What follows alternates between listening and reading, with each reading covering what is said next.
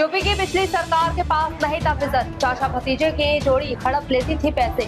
CM योगी सुल्तानपुर में मुख्यमंत्री योगी आदित्यनाथ ने अपने संबोधन में कहा कि 2017 के पहले गुंडागर्दी चरम पर थी, पर्व नहीं मनाए जाते थे, राम का जुलूस नहीं निकल पाता था और विकास ठप था। आज सड़क कनेक्टिविटी प्रगति का आधार बना है। विकसित भारत का मोदी संकल्पना साकार होगा। यूपी के नौजवानों के सामने पहचान का संकट नहीं है। गंगापुर सिटी नगर परिषद क्षेत्र के जर्जर एवं क्षतिग्रस्त सड़कों की शीघ्र मरम्मत एवं पुनर्निर्माण करवाने हेतु ज्ञापन। गंगापुर सिटी नगर परिषद क्षेत्र की अधिकांश सड़कें अत्यंत जर्जर एवं क्षतिग्रस्त हो चुकी हैं। विगत कई वर्षों से सीवर कार्यों एवं अन्य कारणों से सड़कों पर बड़े बड़े गड्ढे बन गए हैं, जिससे आमजन को प्रतिदिन भारी असुविधा का सामना करना पड़ रहा है। उन्होंने कहा कि उत्तर प्रदेश की पहचान ग्रोथ इंजन के रूप में स्थापित हुई है। सभी को समान सुरक्षा मिल रहा है और सुरक्षा का माहौल बना है।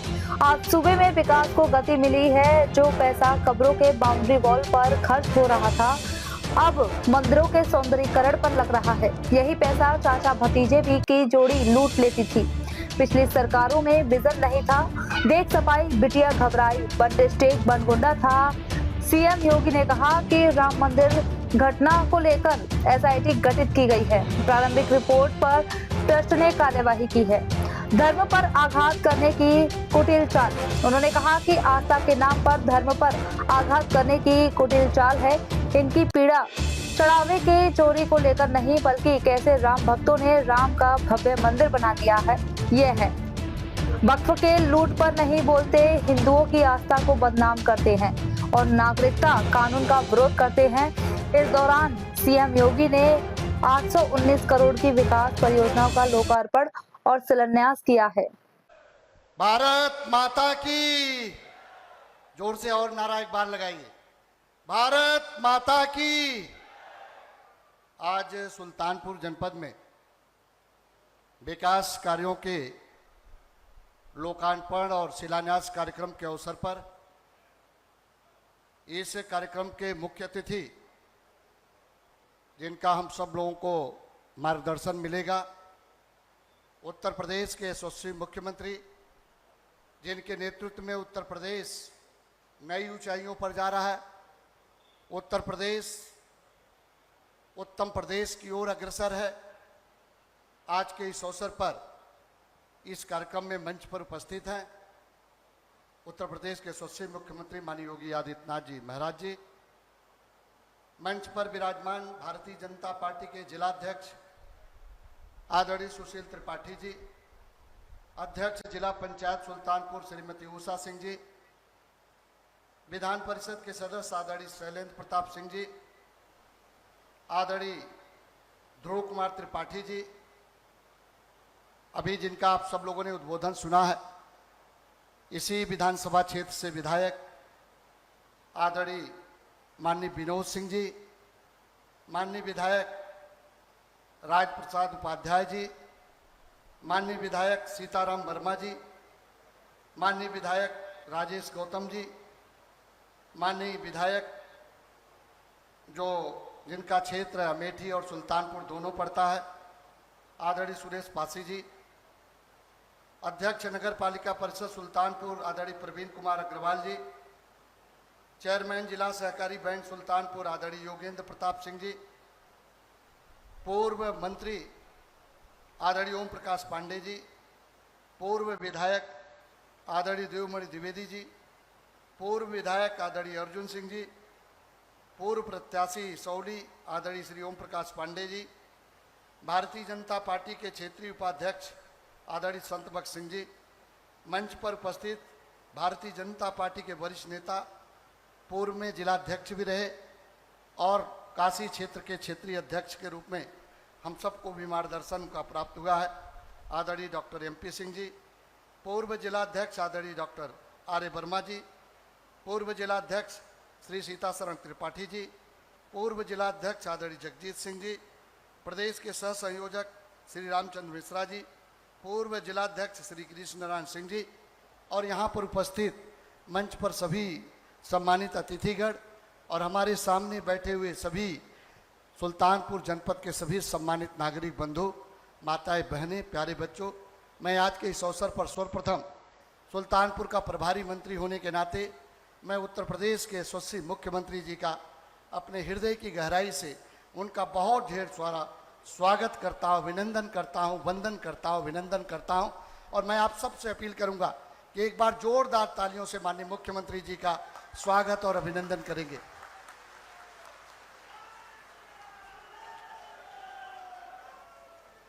निश्चित रूप से आज सुल्तानपुर में 819 करोड़ की योजना यहाँ जो है का लोकार्पण और शिलान्यास दोनों कार्यक्रम मिलाकर हो रहा। ये सुल्तानपुर की विकास की गति को बहुत तीव्रता के साथ आगे बढ़ाएगी। सुल्तानपुर विकास की गति में कैसे तेजी के आगे बढ़ सकता है, आज माननीय मुख्यमंत्री जी ने नई कार्य योजनाओं को भी एक तरह से बैठक करके उनको अनुमोदित किया है कि सुल्तानपुर में जो भी मूलभूत इंफ्रास्ट्रक्चर की आवश्यकता है उसको कैसे सुदृढ़ किया जाए, कैसे और विकसित किया जाए, इसका लगातार प्रयास हो रहा है। और इधर 9 वर्षों के अंदर में सुल्तानपुर की विकास की गति जो भारतीय जनता पार्टी की सरकार बनने के बाद उत्तर प्रदेश के यशस्वी मुख्यमंत्री जी के नेतृत्व में जो विकास की गति बढ़ी है और वो विकास दिखाई पड़ता है, चाहे वो फ्लाईओवर की बात हो, चाहे वो एक्सप्रेसवे बनाने की बात हो, चाहे रोड के चौड़ीकरण सुदृढ़ीकरण की बात हो, या प्राथमिक स्वास्थ्य केंद्रों को सुदृढ़ीकरण की बात हो, हर क्षेत्र में विकास को नई ऊंचाई पर ले जाने का काम उत्तर प्रदेश के यशस्वी मुख्यमंत्री जी के नेतृत्व में हुआ।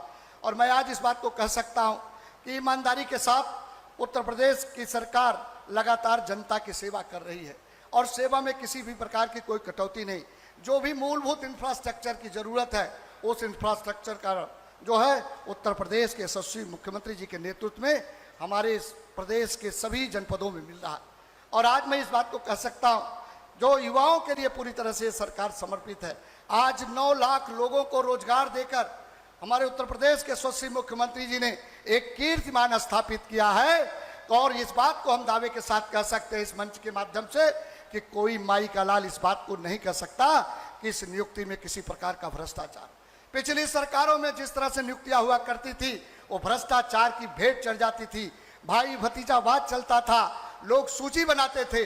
लेकिन उत्तर प्रदेश के यशस्वी मुख्यमंत्री जी ने जो 9 लाख लोगों की नौकरियां मिली हैं, इसमें कोई भी माई का लाल पैदा नहीं है कि इस बात को कह सके किसी के पैसे के आधार पर नौकरी मिली है। हम लोग मिलते हैं, जिन लोगों को नौकरी मिलती है उन लोगों से बात करते हैं, वो लोग भी कहते हैं साहब आपकी सरकार बहुत पारदर्शिता के साथ काम कर। आपको याद दिलाना चाहते, एक समय ऐसा था जब समाजवादी पार्टी की सरकार थी, लोक सेवा आयोग पर जो चेयरमैन बने थे, हाई कोर्ट को टिप्पणी करनी पड़ी, ये सबसे भ्रष्ट आदमी हैं, इनको हटाया जाना चाहिए। और तमाम प्रकार की नियुक्तियां समाजवादी पार्टी की सरकार में रोक लगाई जाती थी। लेकिन आज इन 9 वर्षों के अंदर हमारी सरकार उत्तर प्रदेश के यशस्वी मुख्यमंत्री जी के नेतृत्व में लगातार काम कर रही है और कोई भी हाई कोर्ट कहीं की नियुक्ति पर कोई रोक नहीं लगा रही है, बल्कि हमारी सरकार निरंतर रूप से निर्बाध रूप से लगातार काम कर रही है।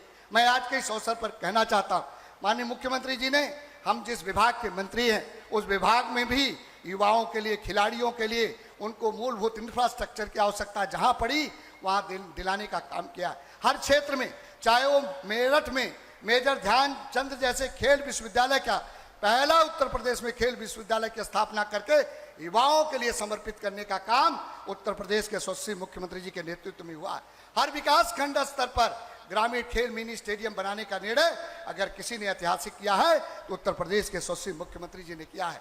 और आज अगर हम कानून व्यवस्था की भी बात करें तो आज जो है जिन लोगों की FIR नहीं लिखी जाती थी, मुकदमे दर्ज नहीं होते थे, गुंडा, अराजकता, बवालिया लोग जो कानून को अपने हाथ में लेकर काम करते थे, इन 9 वर्षों के अंदर गुंडा राज पूरी तरह से समाप्त हुआ है और पूरी तरह से जनता को जो है न्याय मिला है। और मैं आज के इस अवसर पर इस बात को आप सबके बीच बताना चाहता हूँ। मैं आज के इस अवसर पर एक बार फिर से उत्तर प्रदेश के यशस्वी मुख्यमंत्री जी का जनपद सुल्तानपुर का प्रभारी होने के नाते मैं उनका बहुत ढेर सारा स्वागत करता हूं, अभिनंदन करता हूं, वंदन करता हूं। बहुत बहुत धन्यवाद।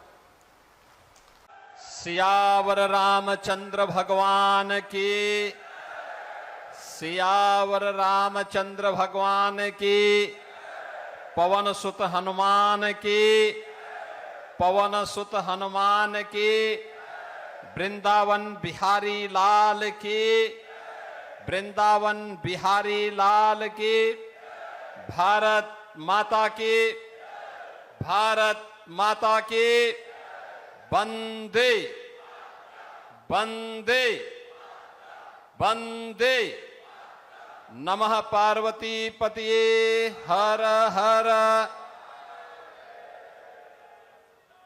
उत्तर प्रदेश सरकार में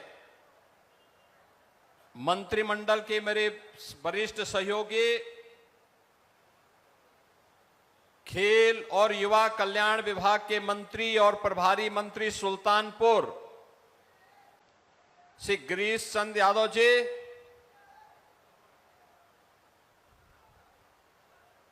माननीय विधायक सुल्तानपुर श्री विनोद सिंह जी, माननीय विधायकगण श्री राज प्रसाद उपाध्याय जी, सीताराम वर्मा जी, राजेश गौतम जी, सुरेश पासी जी, विधान परिषद सदस्य श्री शैलेंद्र प्रताप सिंह जी, भारतीय जनता पार्टी के जिलाध्यक्ष श्री सुशील त्रिपाठी जी, जिला पंचायत अध्यक्ष श्रीमती उषा सिंह जी, नगर पालिका परिषद के अध्यक्ष श्री प्रवीण कुमार अग्रवाल जी, चेयरमैन जिला सहकारी बैंक श्री योगेंद्र प्रताप सिंह जी, पूर्व मंत्री ओम प्रकाश पांडे जी, पूर्व विधायक श्री देवमणि द्विवेदी जी, पूर्व विधायक श्री अर्जुन सिंह जी, आज के इस कार्यक्रम में उपस्थित श्री ओम प्रकाश पांडे बजरंगी जी, क्षेत्रीय उपाध्यक्ष संत भक्त सिंह जी, पूर्व क्षेत्रीय अध्यक्ष डॉक्टर एमपी सिंह जी, पूर्व जिलाध्यक्षगण डॉक्टर आर.ए. वर्मा जी, श्री सीताशरण त्रिपाठी जी, जगजीत सिंह जी, रामचंद्र मिश्रा जी, गिरीश नारायण सिंह जी, भारी संख्या में मौसम की प्रतिकूल परिस्थितियों के बावजूद आज के इस सुल्तानपुर और इसौली विधानसभा से जुड़े हुए विकास परियोजनाओं के साथ ही सुल्तानपुर को एक नई पहचान देने वाले इन परियोजनाओं के लोकार्पण और शिलान्यास कार्यक्रम में उपस्थित सुल्तानपुर के मेरे सभी बहनों और भाइयों, मैं सबसे पहले रामायण कालीन स्मृतियों से जुड़ी हुई इस पावन धरा को कोटि कोटि नमन करते हुए आप सभी का अभिनंदन करता हूं और 819 करोड़ रुपए की इन परियोजनाओं के लिए आप सभी को मैं बधाई देता हूं और आप सबके प्रति अपनी शुभकामनाएं भी व्यक्त करता हूं। बहनों और भाइयों, मैं सोच रहा था कि मुझे 15 जून के आसपास जाना चाहिए था सुल्तानपुर। तो लोग पूछ रहे थे क्यों। मैंने कहा मैं 15 जून के आसपास चला गया होता, आया होता तो कम से कम तब बारिश पड़ गई होती। आज देखिए मैं आया हूं तो सुबह से ही इंद्र भगवान भी बहुत प्रसन्न है, बहुत प्रसन्न है। विनोद सिंह जी को तो फुर्सत नहीं थी कार्यक्रम में बुलाने की, लेकिन राजेश गौतम मुझे बहुत बार कहते थे कि वहां आइए। मैंने कहा मैं आऊंगा एक बार, लेकिन सुल्तानपुर में मुझे आना था, एक बैठक भी लेनी थी नई कार्य योजना की। लेकिन आज हमारे इन सभी विधायकों ने, विनोद सिंह जी ने, यहां पे राज प्रसाद उपाध्याय जी ने, सीताराम वर्मा जी ने, राजेश गौतम जी ने, शैलेंद्र प्रताप सिंह जी ने, संगठन के पदाधिकारियों ने जो मेहनत की, जो परिश्रम किया, परिणाम आपके सामने है। सुल्तानपुर में भी अब अपना मेडिकल कॉलेज है, medical college Sultanpur. Nursing college की भी उसमें स्थापना हो रही, जिसका शिलान्यास भी आज हो रहा है। बहनों और भाइयों, यही अंतर है, यही फर्क है, यही फर्क है। पिछली सरकारें हर जनपद में एक माफिया पालती थी और हम हर जिले में एक मेडिकल कॉलेज दे रहे हैं। पिछली सरकार हर जिले में और हर थाना क्षेत्र में अपना एक गुंडा पालती थी, जिससे वह गरीबों का शोषण कर सके, गरीबों की जमीनों पर कब्जा कर सके, राह चलती हुई बेटियों के पर छीटाकशी कर सके, व्यापारियों की छीना झपटी कर सके। अब नया उत्तर प्रदेश इसको स्वीकार नहीं करता। मुझे याद है सुल्तानपुर में 2017 के पहले पर्व और त्योहार के पहले उपद्रव शुरू हो जाते थे। दुर्गा पूजा नहीं होने देते थे, रामनवमी के जुलूस नहीं निकलने देते थे, गुंडागिर्दी चरम पर थी, अराजकता चरम पर थी, अव्यवस्था चलती थी, गरीब को योजना का लाभ नहीं, अन्नदाता किसान बेहाल था, नौजवान प्लान कर रहा था, विकास के कार्य ठप पड़े हुए थे। अयोध्या से सुल्तानपुर होते हुए प्रयागराज के इस मार्ग का कोई पुरसा हाल नहीं था। वाराणसी की कनेक्टिविटी बदतर थी, लखनऊ जाना कठिन था। और आज तो पूर्वांचल एक्सप्रेसवे सुल्तानपुर होते हुए जा रहा है। आज अयोध्या 4 लेन के साथ जुड़ा हुआ है। 45 मिनट में अयोध्या एयरपोर्ट पर।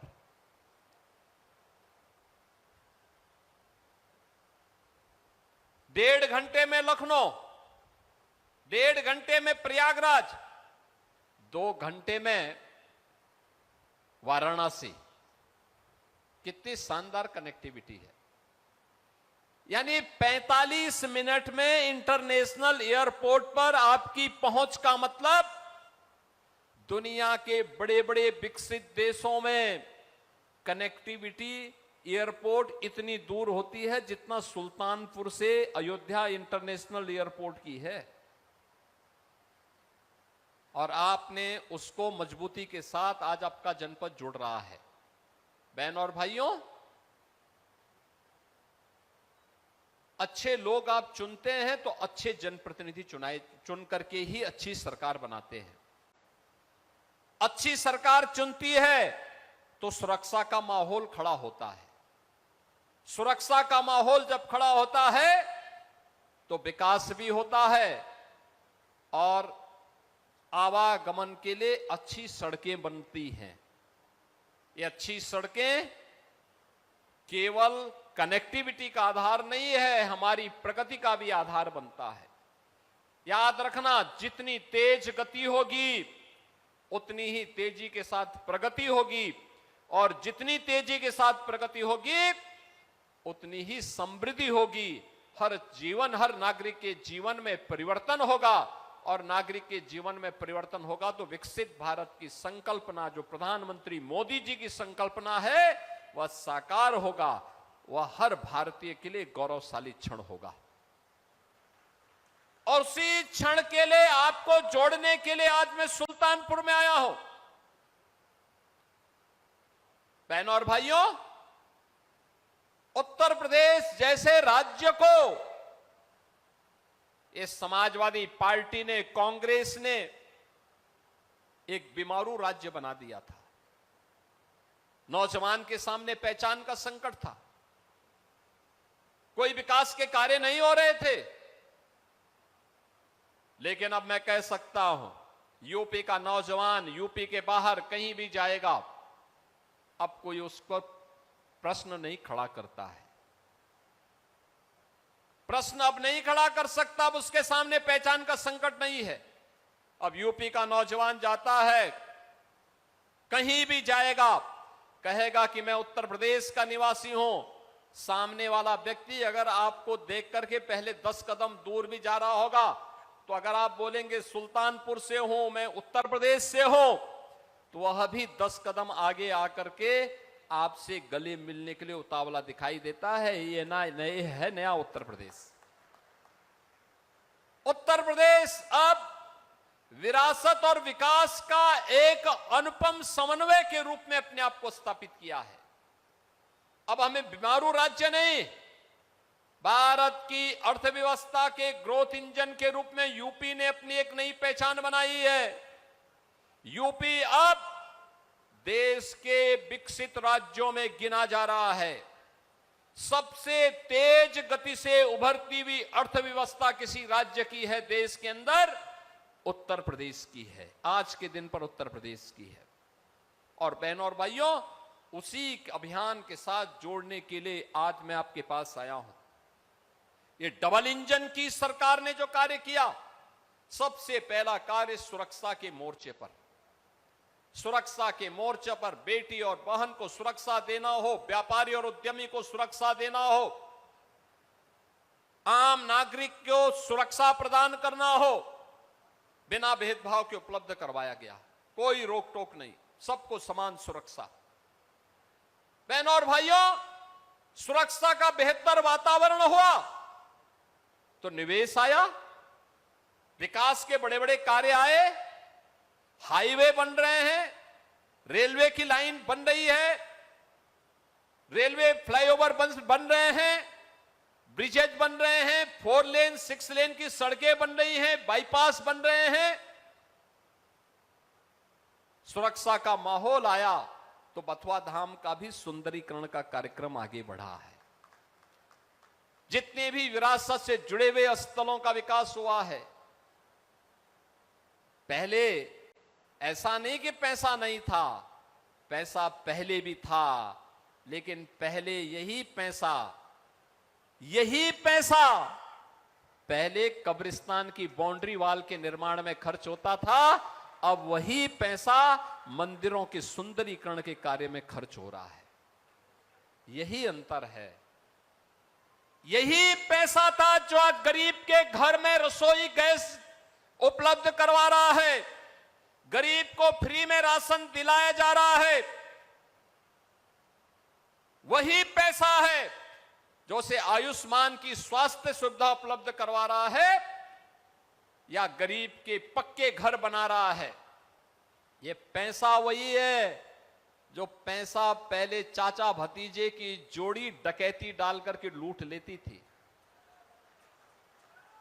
याद करिए, उत्तर प्रदेश पुलिस में हमने जब गत वर्ष भर्ती की थी 60,244 नौजवानों की, सुल्तानपुर के भी सैकड़ों नौजवान भर्ती हुए थे।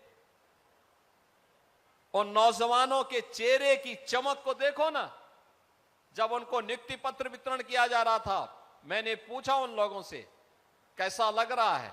उन्होंने कहा, साहब सपना साकार हो रहा है, विश्वास नहीं होता है कि हमें भी नौकरी मिल जाएगी, क्योंकि पिछली सरकारों ने इतनी गदर मचा रखी थी कि कोई भी ईमानदारी के साथ नियुक्ति नहीं हो पाती थी। लेकिन हमें भी लगता है कि बिना पैसे के अब यूपी में नौकरी पाई जा सकती है। उत्तर प्रदेश के अंदर ऐसे 9 लाख नौजवानों को पिछले 9 वर्ष में सरकारी नौकरी दी गई। उत्तर प्रदेश के परंपरागत उद्यम में 3.25 करोड़ नौजवान कार्य कर रहे हैं। निवेश आया है, इस निवेश के माध्यम से भी सैकड़ों लाखों नौजवानों को नौकरी और रोजगार प्राप्त हुआ है। बहनों और भाइयों, ये तब होता है जब सरकार परिवारवाद से, वंशवाद से, जातिवाद से ऊपर उभर करके गांव के लिए सोचती है, गरीब के लिए सोचती है, वंचित के लिए सोचती है, दलित के लिए सोचती है। विकास परक सोच को आगे बढ़ाने के लिए प्रतिबद्ध होती हुई दिखाई देती है। पिछली सरकारों में यह विजन नहीं था, इसलिए मेडिकल कॉलेज नहीं बन रहा था। मेडिकल कॉलेज की जगह 1 डिस्ट्रिक्ट 1 प्रोडक्ट की जगह, 1 डिस्ट्रिक्ट 1 कुजीन की जगह 1 डिस्ट्रिक्ट 1 माफिया थे, 1 डिस्ट्रिक्ट 1 गुंडा था, 1 थाना 1 गुंडा था। बड़े बड़े गुंडे थे और लोगों के मन में तो एक हर नागरिक कह उठता था, एक कहावत ही चल पड़ी थी, यानी एक कहावत ही आम हो गई थी कि देख सपाई बिटिया घबराई। बहनों और भाइयों, ये वैसे ही नहीं, ये उत्तर प्रदेश की आम जनमानस की आवाज थी। जहां देखो कोई सार्वजनिक जमीन, कोई समाजवादी पार्टी का गुंडा वहां जाके सपा का झंडा लगा करके जबरन कब्जा कर लेता था। आप आश्चर्य करेंगे, हमारी जब सरकार आई थी, मैंने कहा जिन भी माफियाओं ने सरकारी जमीन पर या गरीब की जमीन पर कब्जा किया है वे कृपया 24 घंटे के अंदर खाली कर लें, नहीं करेंगे तो हमें खाली करवाना आता है। 64,000 एकड़ लैंड हम लोगों की खाली हुई थी, 64,000 एकड़ की लैंड। उत्तर प्रदेश में लखनऊ में आप जाएंगे, लखनऊ में एयरपोर्ट के पास, एयरपोर्ट लखनऊ एयरपोर्ट के पास 120 एकड़ का एक चेक था।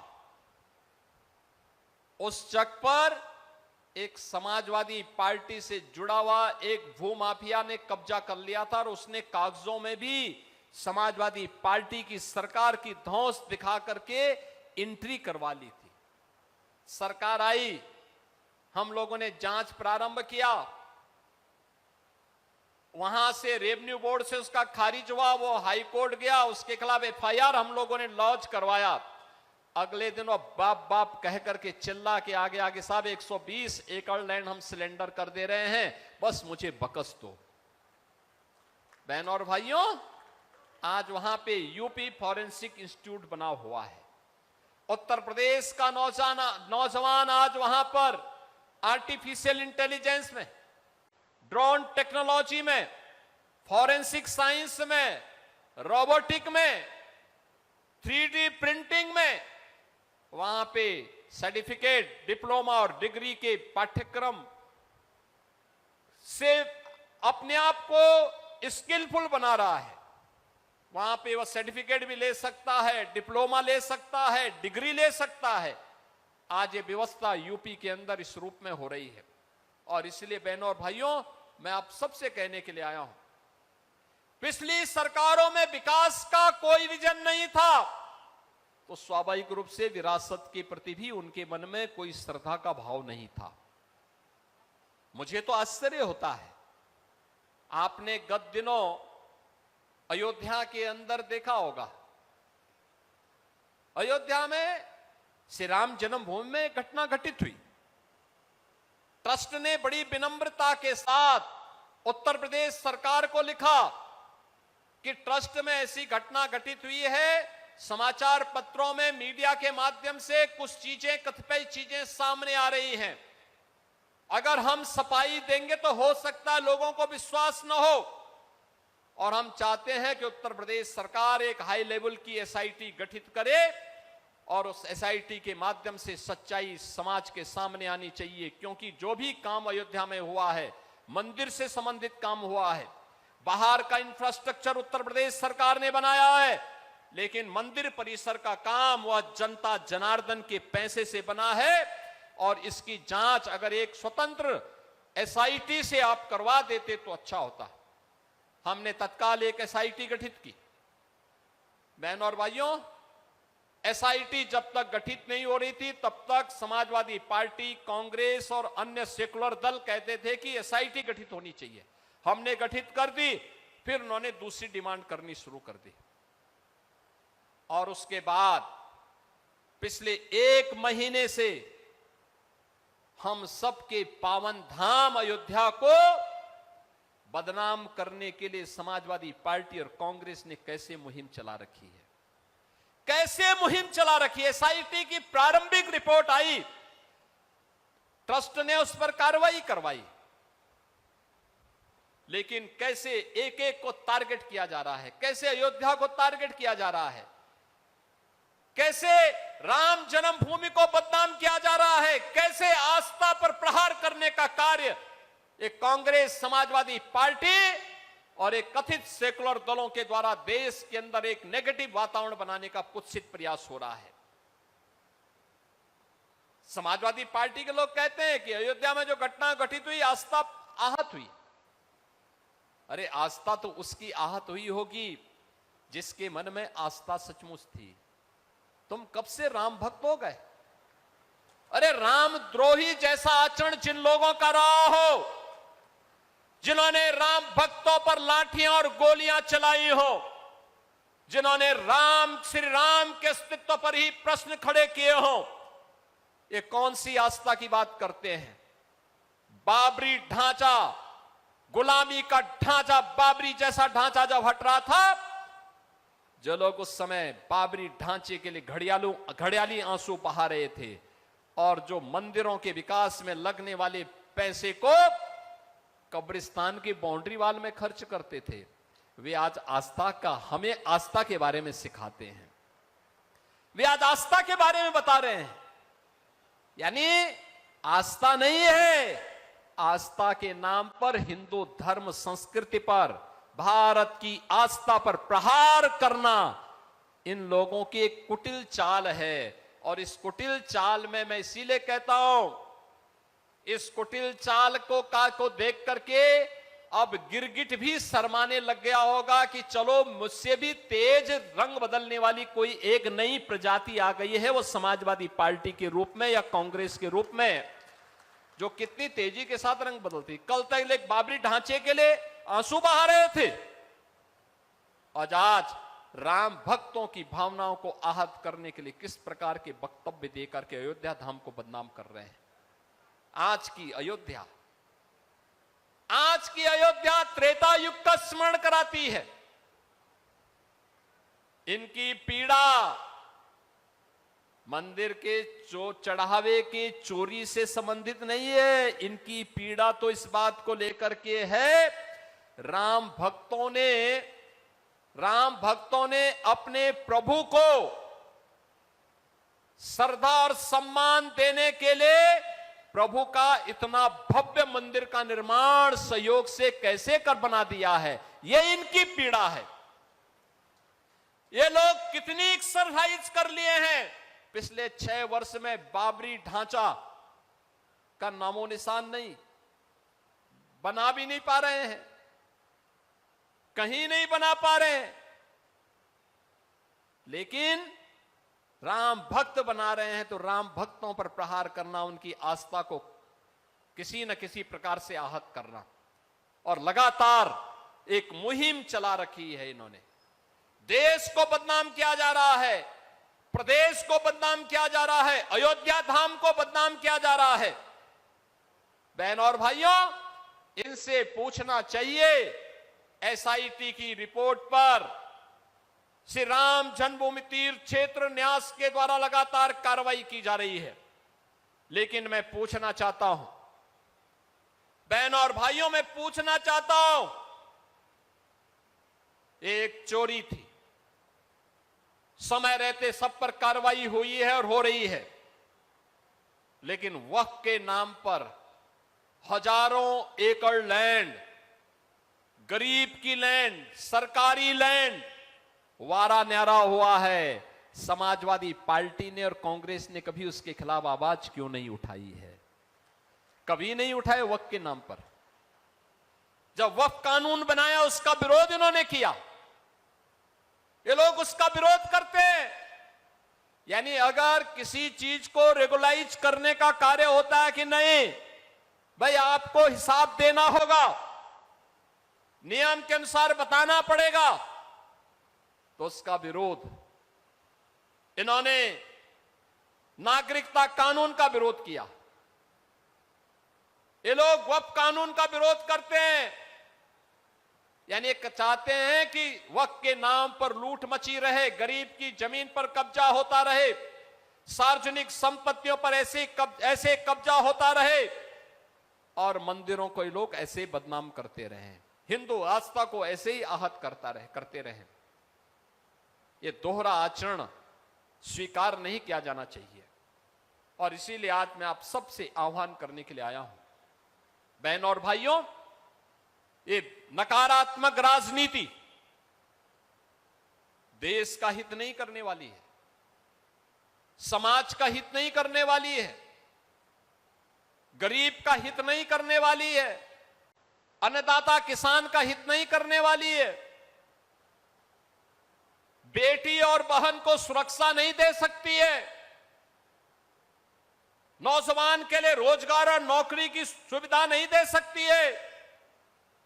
यह कार्य केवल डबल इंजन की सरकार दे सकती है। डबल इंजन की भारतीय जनता पार्टी की सरकार और भारतीय जनता पार्टी की इसी सरकार के इस संदेश को लेकर के, प्रधानमंत्री मोदी जी के इसी संदेश को लेकर के आज मैं आपके पास आया हूं। सुल्तानपुर में मेडिकल कॉलेज का संचालन होना, अब नर्सिंग कॉलेज भी बनेगा।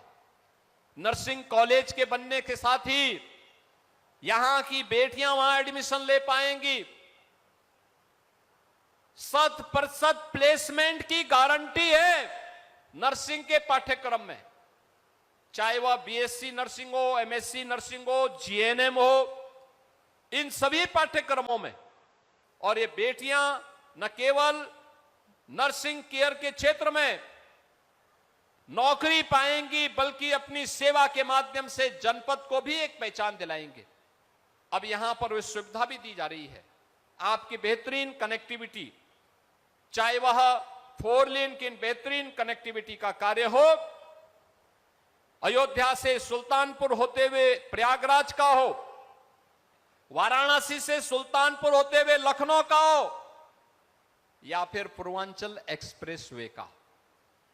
अब ये सभी आपके जनपद की पहचान को भी आगे बढ़ा रहे हैं। और हम लोगों ने पूर्वांचल एक्सप्रेसवे पर एक इंडस्ट्रियल क्लस्टर भी बनाने की कार्रवाई को आगे बढ़ाया है। वहां पर इंडस्ट्रीज लगेंगे, यहां के नौजवानों को वहीं पर रोजगार मिलेगा, वहीं पे उन्हें स्किल पुल बना करके और उसके अनुरूप उन्हें कार्य उपलब्ध करवाने का कार्य भी इसी जनपद में हो। यह भी सरकार की कार्य योजना का हिस्सा है। आज यहां के इंफ्रास्ट्रक्चर के कौन कौन से अन्य कार्य होने हैं, मैंने कहा मैं जब सुल्तानपुर जा ही रहा हूं तो सुल्तानपुर में पूरी कमिश्नरी के कार्यों की भी समीक्षा कर लूं। और बहनों और भाइयों, मुझे बताते हुए प्रसन्नता है कि यहां के सभी हमारे चारों जनप्रतिनिधियों ने, विधान परिषद के माननीय सदस्य ने अपने प्रस्ताव बेहतरीन तरीके से प्रस्तुत भी किए और उसकी पूरी कार्य योजना बनाकर के प्रस्तुत की है। आने वाले समय में और भी विकास के कार्य तेजी के साथ इस जनपद में होंगे। हमारे प्रभारी मंत्री स्वयं युवा कल्याण विभाग और खेल विभाग के मंत्री हैं। ग्रामीण स्टेडियम के निर्माण का कार्य हो या स्टेडियम के निर्माण का कार्य, उनके स्तर पर स्पोर्ट्स के क्षेत्र में की जाने वाले कार्य तेजी के साथ यूपी के नौजवानों के लिए एक पहचान का एक प्लेटफॉर्म बन गया है। अब तो हम यूपी में खेल प्रतिभाओं को सम्मान दे रहे हैं, सरकारी नौकरी दे रहे हैं, उन्हें हर स्तर पर आगे बढ़ाने का कार्य करें। ललित उपाध्याय ओलंपिक में मेडल जीते, राजकुमार पाल ओलंपिक में यूपी के लिए मेडल जीते, मैंने उनको डायरेक्ट डिप्टी एसपी बना दिया, डायरेक्ट डिप्टी एसपी बने हैं दोनों नौजवान। अगर नौजवान ओलंपिक में, एशियाड में या कॉमनवेल्थ गेम्स में मेडल जीतते हैं देश के लिए, यूपी गवर्नमेंट नौकरी देती है। वर्ल्ड चैंपियनशिप में या नेशनल गेम्स में वह मेडल जीतता है, उत्तर प्रदेश सरकार उन्हें विशेष भर्ती प्रक्रिया के माध्यम से सर्विस देती है। और ये जो इंफ्रास्ट्रक्चर तैयार हो रहा है खेल के लिए भी, इंडोर स्टेडियम, ग्रामीण स्टेडियम, खेल के मैदान, स्टेडियम का निर्माण, यह उन प्रतिभाओं के लिए एक प्लेटफॉर्म होगा। युवा शक्ति और उसकी प्रतिभा को आगे बढ़ाने का एक अवसर होगा। मुझे प्रसन्नता है जनपद सुल्तानपुर तेजी के साथ इस क्षेत्र में आगे बढ़ रहा है। आज के इस अवसर पर 819 करोड़ रुपए की परियोजनाओं को मुझे सुल्तानपुर जनपद वासियों को, सुल्तानपुर और इसौली विधानसभा की जनता जनार्दन को समर्पित करते हुए बहुत प्रसन्नता की अनुभूति हो रही है। मैं अपील करूंगा सुल्तानपुर वासियों से, बहनों और भाइयों, इसौली में आपने देखा होगा, सुल्तानपुर में तो काम हो रहा है, सदर में भी काम हो रहा है, कादीपुर में काम हो रहा है, लेकिन इसौली डबल इंजन का विधायक न होने के नाते उनकी रुचि नहीं है। वैसे भी बेरोजगार हैं।